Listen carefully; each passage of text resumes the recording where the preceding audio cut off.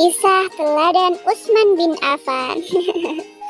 Assalamualaikum warahmatullahi wabarakatuh. Halo adik-adik semua.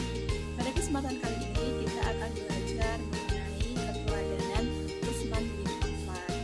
Pada bab ini kita akan membahas mengenai 4 poin, yaitu yang pertama ada biografi Utsman bin Affan, yang kedua ada kepribadian Utsman bin Affan, yang ketiga ada perjuangan Utsman bin Affan dalam berdakwah, dan yang keempat ada sikap yang dapat kita teladani dari kisah Utsman bin Affan. Sebelum kita memasuki materi, yuk tebak gambar ini yang berkaitan dengan kisah teladan dari Utsman bin Affan. Gambar apakah itu? Betul, itu adalah gambar orang yang sedang berbagi kepada sesama. Seperti salah satu sifat dari Utsman bin Affan. Yuk, inti biografi Utsman bin Affan. Utsman bin Affan adalah khalifah ketiga dari Khulafaur Rasyidin. Ia lahir pada tahun 574 Masehi dan wafat pada tahun 656 Masehi. Masa pemerintahannya berlangsung selama 12 tahun, yaitu dari tahun 644 Masehi sampai 656 Masehi. Utsman bin Affan dijuluki sebagai Dzunurain atau yang memiliki dua cahaya karena menikahi dua putri dari Rasulullah Shallallahu Alaihi Wasallam. Kepribadian dari Utsman bin Affan. Utsman bin Affan seorang yang mempunyai rasa malu yang sangat tinggi dan sangat pemurah. Dia bahkan diriwayatkan bahwa malaikat pun malu pada Utsman. Saat perang Tabuk, Utsman mendermakan 950 ekor unta dan 70 ekor kuda, ditambah 1000 dirham sumbangan pribadi untuk perang tersebut. Utsman bin Affan juga menunjukkan kedermawanannya tatkala membeli mata air yang bernama rumah dari seorang lelaki suku Kifar yang seharga 35 dirham.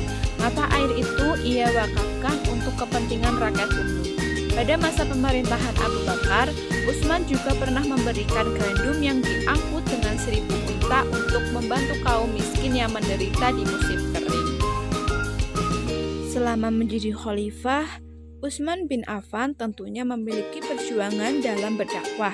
Yang pertama yaitu mengukuhkan beberapa gubernur selama 1 tahun seperti pesan Umar bin Khattab. Yang kedua mengganti atau memutasikan pada tahun berikutnya agar terjadi keselarasan dalam pemerintahan.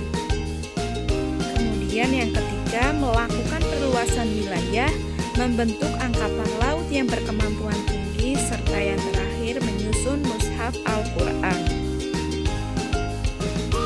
Kemudian ada sikap Utsman bin Affan yang perlu kita teladani.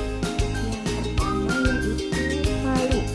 Malu adalah sebagian dari iman.